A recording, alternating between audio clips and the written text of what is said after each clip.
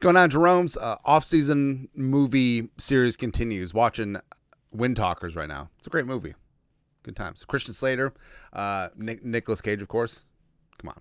Anyways, so Jordan Addison pled no contest to a lesser charge in his DUI case yesterday, and they need to find a more serious term for wet and reckless, which is just, I don't know. But the question is, how will the Vikings replace Addison's production in the first 3 games, which he'll be suspended?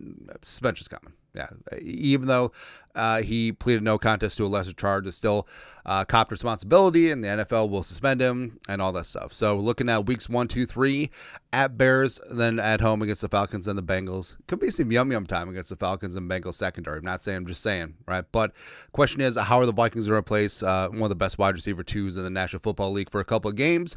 Well, here are 6 ways that the Vikings can do that. Number 1, Jaylen Speedy Naylor. New year, new number, also looking new Jack City. Come on, man. But Speedy actually replaced Naylor Speedy actually replaced Addison last year when Addison rolled his ankle weeks 2 and 3.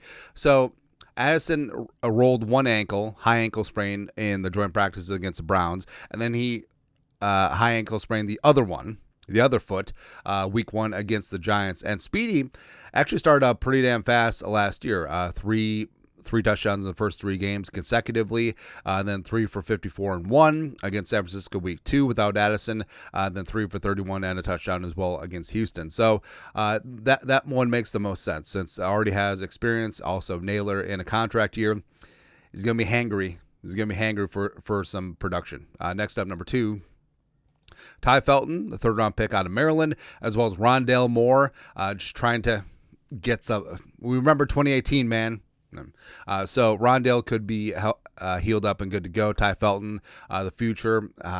I feel like they drafted him as a hedge in case they didn't know if they're going to re-sign Addison or not. And I know that's early in a rookie year for a 3rd-round pick. I know that Rondale Moore is high variance and a lot of questions there as well. But in conjunction with Speedy, I think this could be the answer for filling in that wide receiver 2 role in aggregate, with the 3 of them. Next up, number 3, more 12 personnel. And I think you're going to see this anyway. Where jumping Josh Oliver proved that he can be a solid receiving tight end on top of being the best blocking tight end in the game. Hockenson, another year removed from that injury. Hopefully he can resume being one of the best tight ends in the game. And also J.J. McCarthy, his affinity for tight ends at Michigan, as well as a young quarterback wanting to max protect him, wanting to give him more compact formations. I think that you could see a lot more 2 tight end sets for the Vikings move forward. Also, a little more C.J. Ham. Ain't nothing wrong with that. Number 4, more Aaron Jones. So tight end over the middle is a young quarterback's best friend. So is just dumping it off out of the backfield. And Jones is one of the best receiving running backs in the game. Also a great pass blocking running back too.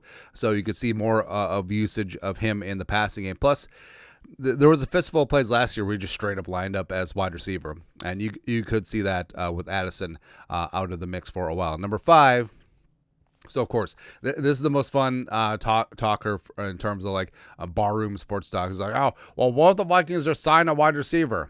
I don't think they necessarily have to because, like we said, they do run pretty deep at wide receiver. I think they were preparing for this anyway with Felton, Naylor year 4, as well as Rondale. I mean, throwing a little Lucky Jackson, Tim Jones, a special teamer in there as well. Why not? But I don't know. Like, do they sign Amari Cooper?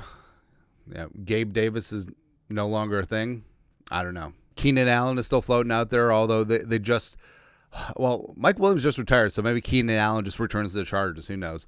Of course, Adam Jerome, Ezekiel Thielen under contract with the Panthers. It is what it is. But I just don't see it, although it is the most fun option in it. There you go. Lastly, Jefferson just goes beast mode, right? So there will be some targets up for grabs with Addison out. And Jefferson, hey, he's going to be double teamed. He's going to be triple teamed. Do not care. Do not care in the slice. Maybe 1-8 just makes a statement. It's like, hey, I got to step up without my wingman out there, so we're just going to go out there and dominate. Or just completely lay waste to the Bears, the Falcons, and the Bengals. That'd be good to go. But, it stinks losing Addison for 3 games, but, glad he's taking responsibility for the situation, and the Vikings will be fine. It stinks losing him for a couple of games, but what He does get to participate fully in training camp and preseason if applicable, but we'll see. Like, we'll weather the storm. Vikings are cupboard is certainly not bare. So there you go. Anyways, your thoughts are thoughts. Six ways the Vikings will replace Jordan Addison's production if probably he faces a suspension to begin the season. Let us know your thoughts, our thoughts, comment section. You guys are the best, to do. Skol production value.